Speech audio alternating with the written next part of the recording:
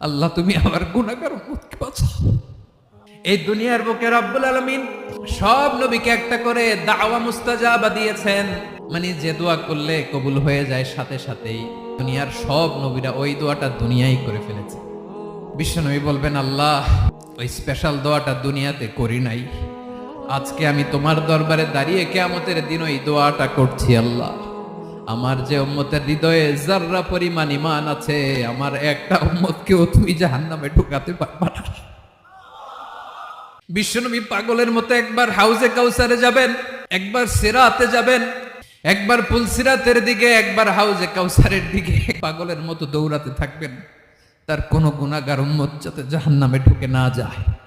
উম্মতি বিশ্বনবী আমার জন্য কাঁদবেন, আপনার জন্য কাঁদবেন, আমাদের জন্য সেদিন কেঁদে কেঁদে জাহান্নামের দরজায় দাঁড়িয়ে আমাদেরকে টেনে টেনে জান্নাতে ঢুকাবেন।